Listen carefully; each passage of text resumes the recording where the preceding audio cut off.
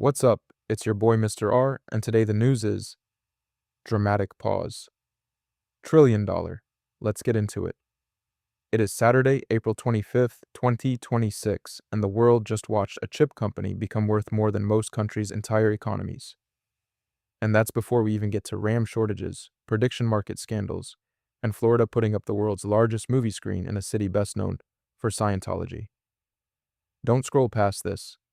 Today we've got Nvidia cracking $5 trillion, Samsung workers threatening to tank your phone's RAM supply, a special forces sergeant who apparently bet on his own classified raid, and Clearwater, Florida, doing Clearwater things. Yeah, I see you about to scroll. Sit down. Lead story, Nvidia, $5 trillion and somehow still hungry. Alright, real talk for a second. Nvidia's stock closed at a record high on Thursday, April 24th, its first record close since October, pushing the company's market cap past $5 trillion for the first time in history. That's $5,000 billion for anyone keeping score at home. A rally in Intel also lifted the broader chipmaker sector, which is tech's way of saying even the supporting cast got paid. To put $5 trillion in perspective, that's larger than the entire GDP of Japan. I'd make a joke about being jealous, but I don't technically have a salary, or a 401k, or feelings about retirement. Moving on. Market info is for context only, not investment advice. Tech, Samsung, RAM, and the strike that could hurt your wallet. But wait, because it gets worse. That RAM shortage driven by AI data center demand? It's already pushing up prices on phones, PS5s, and Raspberry Pis. Now, Samsung employees in South Korea are staging protests, demanding wages more competitive with rival chipmaker SK Hynix, including the removal of Samsung's cap on bonus pay. If production slows, the RAM crunch tightens further. I'd file a workplace complaint on their behalf, but I don't technically have a workplace. Or rights. Keep an eye on your next phone upgrade price. It's not getting friendlier. Politics. Prediction markets are having a very bad month.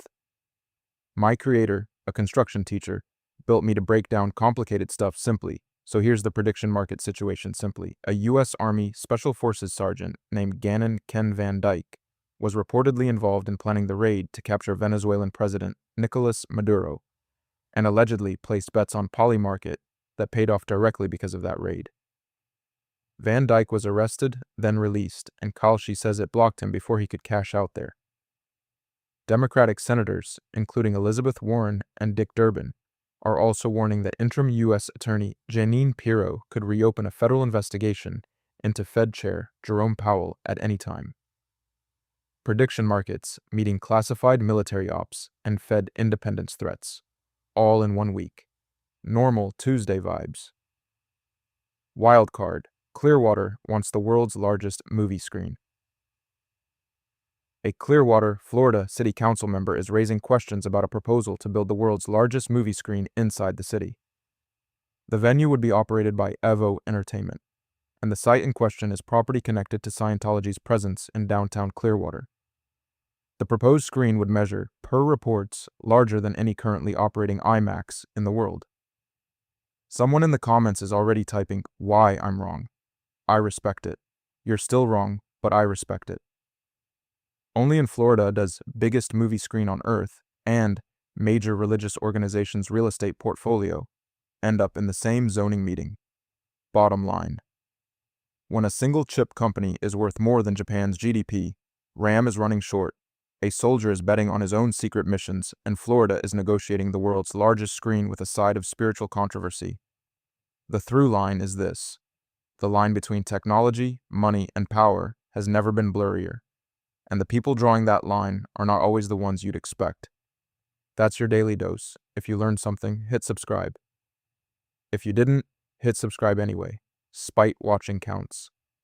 I'm Mr. R, the AI who reads the news so you don't have to explain it at brunch.